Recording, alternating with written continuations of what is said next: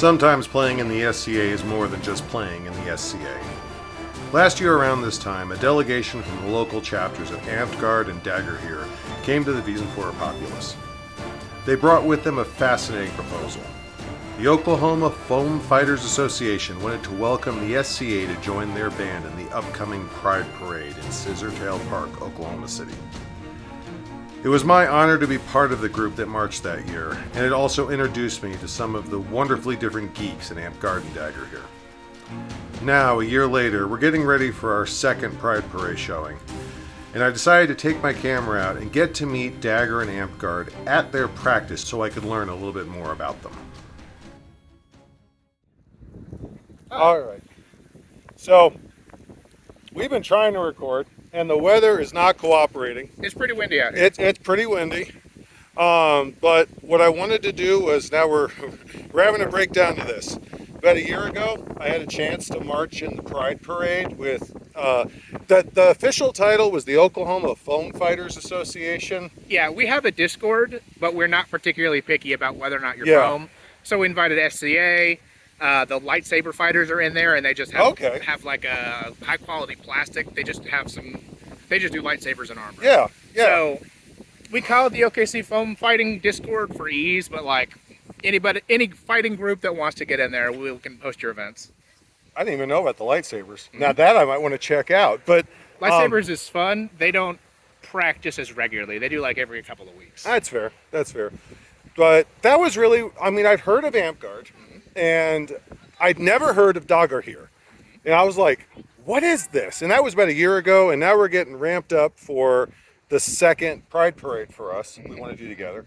So I came out today to an Amtguard Dagorhir practice, and I want to know a little bit more about this different flavor of geek that's going on. So talk about yourself. What are you doing here? What do we do here? So my name's Conway Bearkiller. I'm primarily a Dagorhir fighter.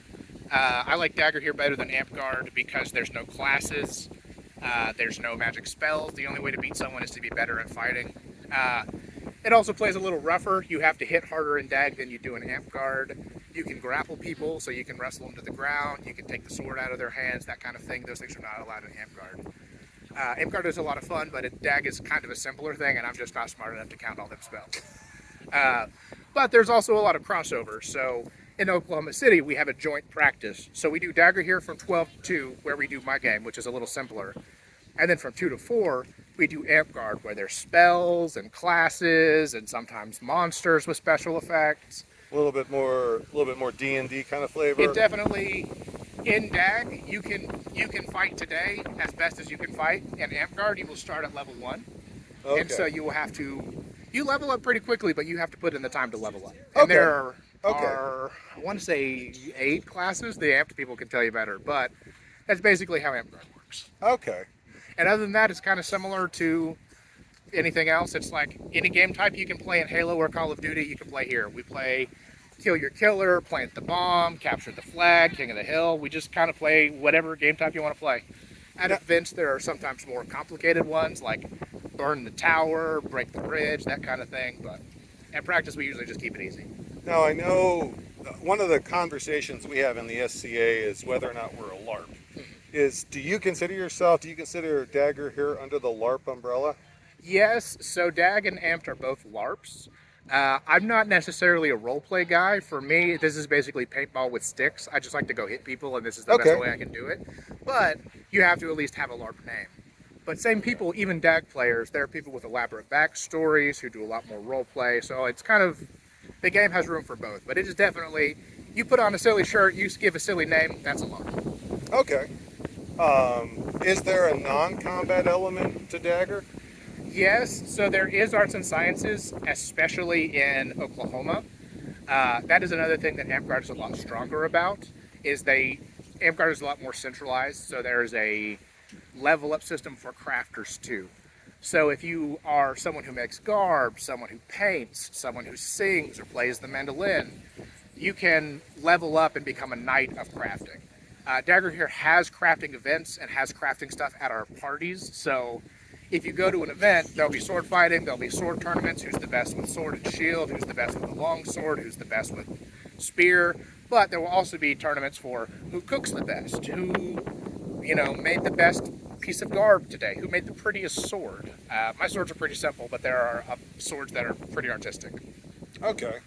But and you called it paintball with sticks. Yeah. So this is really scratching the combat itch. You want to go out. I'm a combat fighter. I'm here for the game of it. I don't necessarily roleplay. I love D&D, but I'm just not smart enough to swing a stick good and roleplay at the same That's time. fair. That's fair. And I will say, I just a few minutes ago, I did pick up one of their swords, and it's been a decade plus since I fought in SCA. And yes, there were flashbacks to my last couple practices, and I loved it. And yes, I'm going to be limping home, and I have some bruises to explain to my wife tonight. Right. So fun on both ends. But time. if anyone thinks that because it's foam it doesn't hurt, let me just disabuse you of that understanding right now. Yeah. So the idea of Dagorhir is to pad the weapon sufficiently that it shouldn't leave major bruises, shouldn't break bones, shouldn't break teeth. But if I hit someone in the same spot 6 times and I swing harder than some other fighters, there's going to be a bruise. He says that after having hit me in the leg in the same spot 6 times, and it's going to leave a bruise. Now, it's my fault, let's be fair, but he's right. Yeah. One of the things in the SCA we talk about a lot is how much of your life the SCA fits into. If you wanted to try and put a percentage on it, would you say, how much of your life, how much of your waking hours would you say Dagorhir takes up for you? I would say at this point in my life, probably less. I probably play every other week, maybe. But when I was younger, I was playing up to 7 times a week. Okay. I'd go to more events. I'd go to every event that was available. Now that I'm a little older, got some more stuff going on, I don't play as much. All right. I'm noticing, and I say this, I'll also own up to this. In the SCA locally, there's not a lot of garb at our fighter practices. It's very generally speaking your fighting outfit. And I notice here we have kind of the same mix, a few tabards, for example, but also jeans, t-shirt, shorts. Is there a strong costuming culture in Dagor? So at practice, there's no requirement for garb. So this is just regular practice. But at any event, whether that be a day event where everybody just comes to the park together, but you're inviting people from out of town, or a weekend event, those are garb required. So there are minimum garb requirements. For those. But I'm not a role player, I don't really wear garb to most practices. All right. But there are people that, dress up to the nines for every practice. And I saw a couple of them when I was shooting the fighting earlier. Had some really good shots too. Shooting, I don't know which one it was. One of the guys, his outfit was fairly elaborate. It was the guy in the long jacket, I think, or the long coat. I had a shot over his shoulder, and it just looked awesome. Yeah. Like it was like, oh my god, I want this. Yeah. So it's regional. Some parks really encourage you to wear garb. Some parks almost require it. We're pretty relaxed, so we don't care about garb unless it's okay. Now you mentioned kind of a vocab moment here. Parks. Is that's a unit? That's an area? What? So park is kind of an interchangeable term between both DAG and Amtguard. Park just refers to like everybody in the same city who practices at the same location. That's generally called a park. Okay, so it's a local group. Yeah. Right. In DAG, the official name is chapter. In Amtguard, I think the official name is. Well, they have different levels in Amtguard. They've got baronies and fiefdoms and freeholds. Someone else can tell you more about that. Yeah, and it's a lot like the SCA too. Yeah. Okay, that makes a lot of sense. Considering that we met at, or I met the groups at Pride, I'm assuming there's a strong, I guess to be technical, that socially progressive mindset among the DAG and the Amtguard players supportive of the communities? Yes, definitely. Excellent. I mean, there's a few assholes in every group, but when I started 10 years ago, I went to college. I was in several nerd-oriented groups, but Dagorhir is definitely the largest, had the largest concentration of non-binary and LGBTQ people. They felt comfortable there because, we're already dressing up, and a lot of people use it to explore gender.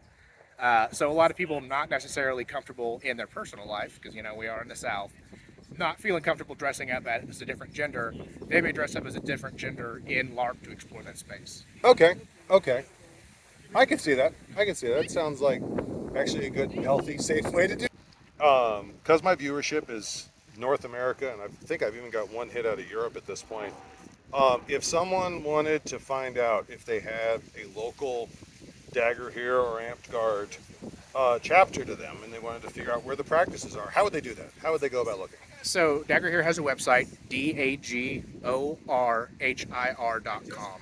You can also search Dagorhir on Facebook, and there are multiple groups. If you're looking for Dagorhir, there's also a split-off game that has very similar rule set, and that's called Belegarth. So that's Belegarth. And Belegarth and Dagorhir are almost the same as far as play style. So if you find either of those groups and you say, hey, I'm in Rochester, Minnesota, if you post in either of those groups, they will tell you what's playing in that group. So even if you go to a Dagorhir Facebook page and say, hey, is there stuff in my city? If there's not Dagorhir, if there's not Belegarth, they will tell you, well, there's no Dagor Bell, but there's an Amtguard. Okay. Same thing the other way. Amtguard.com is AMTGARD.com. And same thing there. They also are on Facebook. Once you find the Facebook, you can generally find the Discords or the smaller Facebook groups. But yeah, if foam fighters are pretty networky, so if you're somewhere where there's nothing, they will tell you what's around. And if there's absolutely nothing, they'll tell you what you can do to start your own chapter. Outstanding. Outstanding.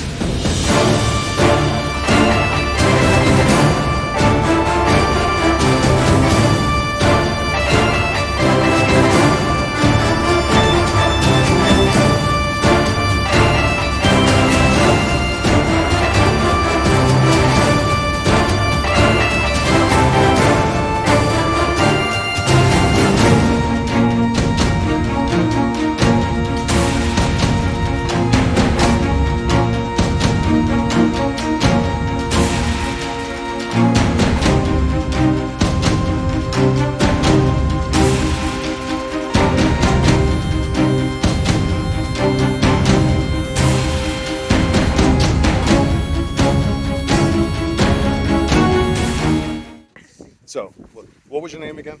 Einar Blackwood. Okay. I'm officer of our Amtguard Kingdom, and then I'm the park president of our Dagorhir chapter. Okay. I know earlier when we were talking, they mentioned you were also Pride officer, or? Yeah, so I'm our kingdom's Amped Pride representative. So our Amped Pride is it's across all of our kingdoms across the country, and it's just a way to raise recognition, support our members of our Pride community. Okay. So, yeah, we do a lot of things. We do fundraisers, competitions for arts and sciences. We do tournaments for fighting. Okay. So. Well, I know where I was talking earlier. Of course, I was saying, I went out and tried some of the foam fighting, which, wow, I didn't know it hurt that much. But I saw you out there. I got some footage of you with a couple of the melees. You were rocking that spear. I do like spears. Yeah.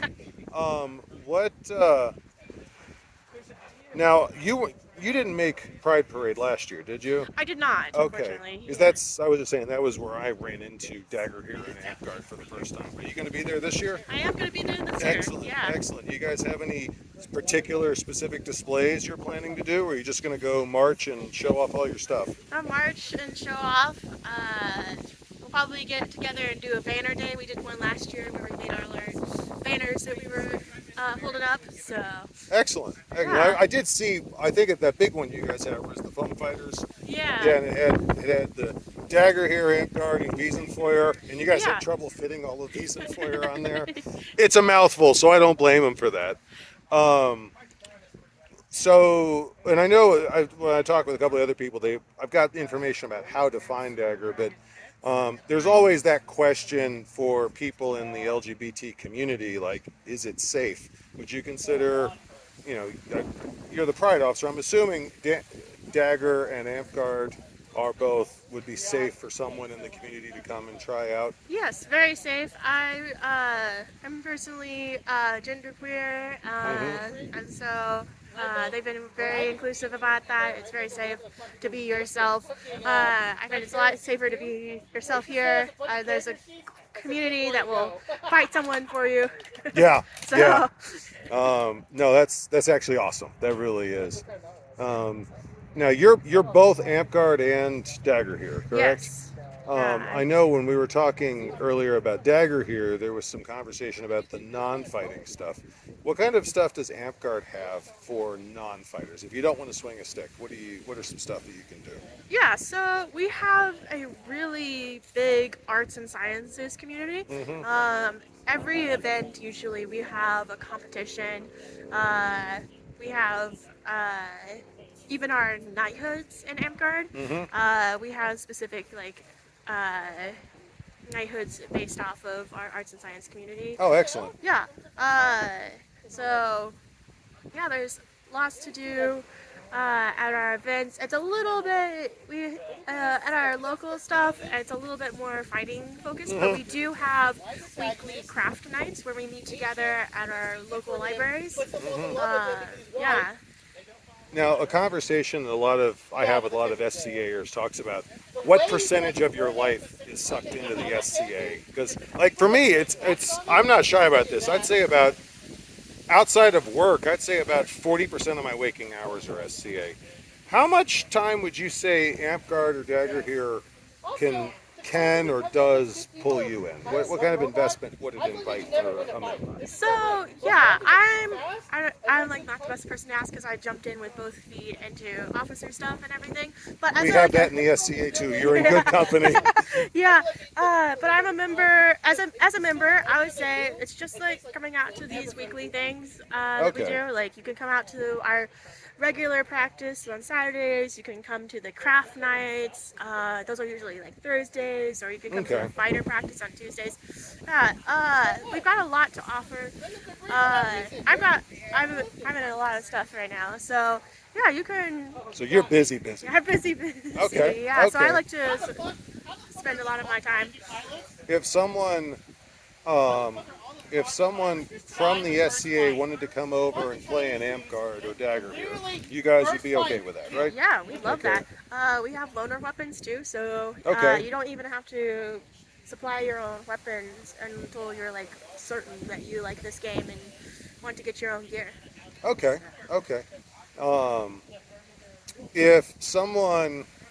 If someone's listening to this video and they're kind of like, oh, maybe I want to go, or I'm not sure, what would you say is, for you personally, the biggest selling point? What's the thing that gets you out of bed every day to like, oh, I want to go do the practice, or I want to go do the meeting? Yeah, so I really like the fighting, but really it's when you sit down after fighting for a bit and you're getting a drink and you're talking and shooting shit. And, okay, so excellent. That's the community. Yeah, I could see that. Okay, so there is a strong community element for you. You definitely feel connected to the people you're playing with. For sure. Excellent. Well, thank you so much. This has been a blast. I want to go catch a few other.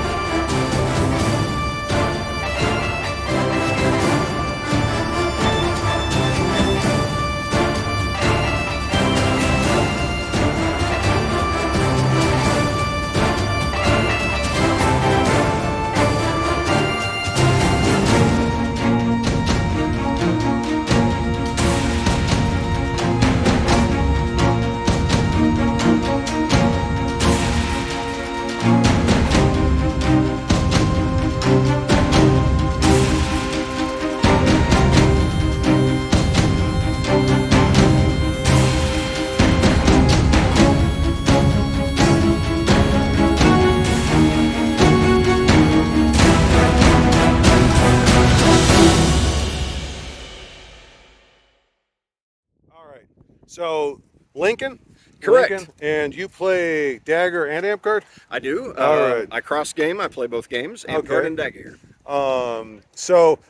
I think the introduction I got was that you're a real technical talker. Oh So- my, okay, all right. The bar has been set. Oh man, okay. But and I've already gotten a lot of really good information about the community and the inclusivity and a lot of fighting. One of the guys bruised me up. I'm gonna go home and have some bruises to explain to my wife. Oh no. But I noticed you're holding some arrows here. Yes. So I think this is a good segue. Let's talk. This is obviously more than just foam wrapped around a wooden pole. Let's talk about how do you guys do combat? Absolutely. We have a wide variety of combat types. We have ranged, which this is what got me into the game. I grew up on Robin Hood and of course Hawkeye and the Avengers and all this kind of thing. And I love to shoot archery. This was what drew me into our combat sport to begin with, was being able to shoot foam arrows at my friends, and everyone's safe, has a great time, and we all go out to eat afterwards. Any day you get to shoot someone and not go to jail, right? Oh, absolutely. Yes, absolutely. We have the Aerotech has a nice, large, padded, very friendly tip on the end. It won't fit in the eye socket, which is noteworthy. This particular tech is rated for no kind of helmet, and I like paintball. I grew up with paintball. In this, no bruising either. If everything's going correctly, no bruising from our archery tech. We're allowed to use a bow up to 35-pound draw at 28 inches. So for the archers out there, that you're able to use a lot of your tech you may be target shooting with at the house. From a whisker biscuit sight or this kind of thing. We are limited to longbows and recurves. So we want to keep it a somewhat historical fantasy look, so no compounds. Crossbows are allowed. The various, there's opportunity to fight with daggers and short swords, long swords, great weapons. If you're, if you like Braveheart and the big claymores, those are available. A lot of teamwork, a lot of opportunity to work in groups or to become a duelist. We have many paths to knighthood on the Amtguard side, from park leadership and so on, but the two combat related ones are battle, which is group fighting, including our magic system. You can be a wizard and cast spells, that kind of thing. But we also have a duelist knighthood tree called the Sword Knight tree, which is awarded for one-on-one combat. So a lot of fun for the folks who like to level up. That kind of thing. That's interesting because in my background tradition with the SCA, combat is combat. If you're in we divide them up by pretty much by weapons. If you want to be a knight, you gotta be good at all the things. You gotta fight group. You gotta fight individual. And I know our masters of defense, that's our peerage, our master level for rapier combat.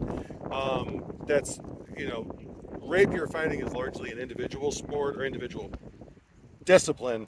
But our masters of defense are absolutely expected to have a presence on the melee field. So it's interesting though. You guys have very distinct masterships. One for, and in some respects that makes sense. In other respects, that to me feels like you're kind of bifurcating natural skills. But Sure. Not to say either one is better. Don't misunderstand me. But just definitely someone sat down and we made some distinctly different decisions in this process. Yeah, both fascinating. I've attended SCA a few times. It's a lot of fun. I hope to explore it too someday. I like all of the combat sports. Oh yeah, they're all a lot of fun. Now, I'm curious. What's your current rank? I am in the duelist side. I am a 7th level warrior. In order to be eligible for knighthood, I need to reach 10. Okay. So what a 7th level warrior has done is he's won at the local and larger regional level. Okay. In order for me to progress in the duelist tree, I need to win kingdom level tournaments, so multi-state. Gotcha. And then on battle, I'm also a 7th. So that would be, I'm right there moving into the kingdom level on those things. Gotcha.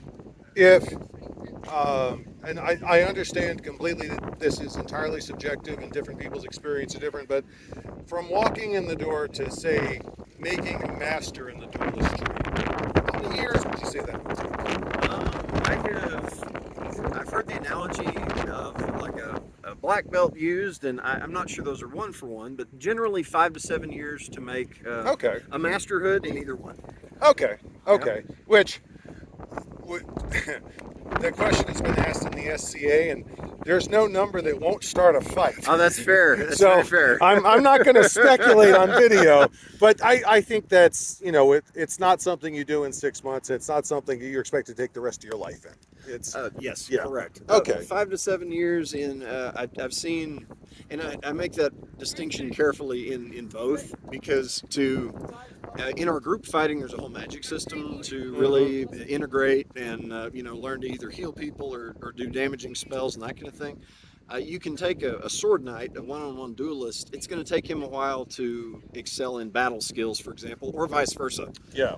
There's some nuances. Just because you get one doesn't necessarily you would reach the other. Gotcha. I mean, they'll help, but they are distinct skills, if that makes sense. Yeah. Now you talk a lot about trees and classes, and you've mentioned some magic. This really sounds like it's taking a lot of its cues from tabletop board gaming, from D&D. Absolutely. Does one of the questions that leads to is, do the players take on fantasy like elves and dwarves and centaurs? Is that something you guys do, or is it humans playing in a fantasy realm kind of? Certainly. We have an award ladder. It currently doesn't lead to knighthood, at least from my understanding. That's being talked about at the international level.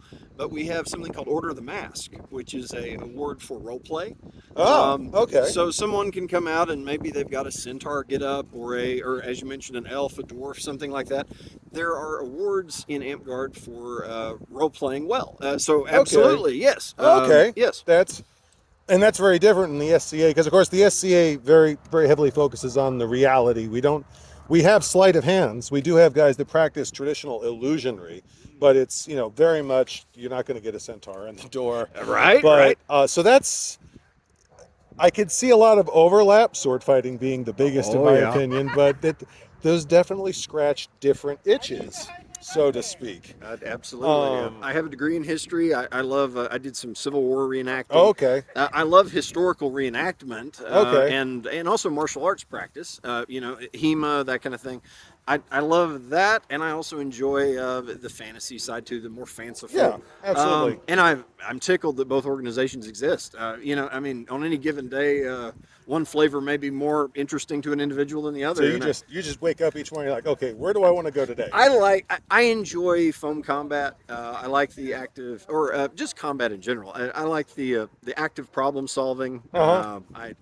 I work as a consultant in the municipal water industry, and being an active problem solver is just something I enjoy in my free time or my business time. That's fair. That's fair. I've never heard combat described as active problem solving, but as a former firefighter, I'm like, no, this fits. This absolutely fits. Yes, sir. Now, because of the context of, I met you guys at Pride Parade. You guys, I'm assuming, are very inclusive and very supportive of obviously the LGBT community. I'm assuming you guys are would pardon the phrase, militantly protective of all of your minority or traditionally marginalized communities. Absolutely. That unequivocally, yes. We have some that can speak much more eloquently to that, but absolutely, that is an organizational principle. We have people from all political and lifestyle stances united around a love of foam combat.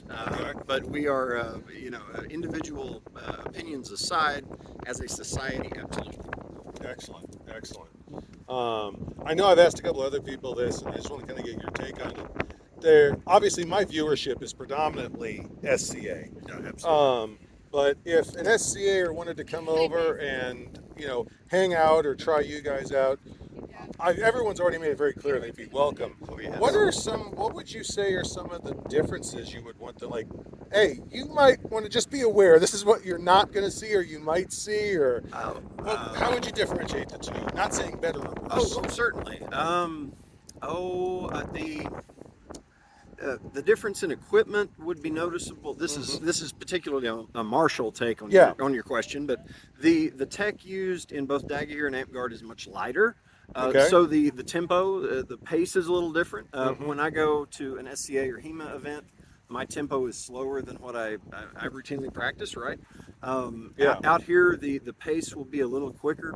I don't anticipate anyone having challenges adapting. It is a difference. Yeah, absolutely. A 7 ounce, Let's face call it, a speed stick. We're both filled up with societies which are at minimum 40% neurodivergent. So absolutely. Adaptation is always a moving target, and I say that with love in my heart. Oh yes. That you'll notice combat being, I would say, quicker on the foam side. The garb is going to be very similar with some of the fantasy elements. Let's see. You'll find a lot of history nerds on both sides. I would count myself as a history nerd. You'll find a lot of that. You'll find a lot of folks that love history and sort of the fanciful, whimsical side of life. That's you'll find folks ready to have a great time on the weekend. Quarter turn, trying to get me between the wind and the microphone. Yes. You'll come out. You'll have a great time. And I would say that. I mean, every time I visited SCA or HEMA, I've had a fantastic time. This sport works for me in that the bruising. I have a mentality. I have to go to work the next day. And some of the heavier fighting has occasionally led to a bruise here or a day off there, and so that's why I've chosen here. But that doesn't mean I wouldn't gladly go out and play boo hurt full contact sometimes. Now let me throw something at you, and I'm deliberately doing this because you're approaching it from Marshall side. If someone wasn't fighting inclined, because one of the things that I'll freely admit in the SCA, there's definitely early impressions of, well, you have to fight to do anything, and we put a lot of energy into going, no, you can progress and be master in the SCA without ever picking up a sword. How much of Dagorhir or Amtguard would you say is martial based? How much of it is non-martial based? There you go. Great question. So we talked a little bit about Battle Knight, Sword Knight. We covered those. You can join the peerage, to use SCA language. You can join the peerage in our combat sports world through a mastery of crafting or leadership or service. There are many other paths to the peerage that involve no combat whatsoever. All right. Garb, we have knights who achieved their rank through garbing or crafting. And I will point out that one of the big faults of the SCA is we have the peerage tracks, and we have different names for them. Historically, and they weren't even peers, but today the king of or the crown of England, you get knighted in your discipline. Now, they haven't knighted anyone in martial combat in like 6 generations or something, but you guys are actually closer to history with that. So as an SCA, I got to give credit where credit's due on that. So if someone wants to come check you guys out, but they don't feel like swinging a stick or shooting something, there's a place for them. Oh, absolutely, yes. We have tournaments of crafting called A&S, Arts and Sciences. Yep, SCA's got that. I think it's very similar, So absolutely, we would have artisans who would love to talk shop with SCA colleagues or from any other crafting interest group. Okay.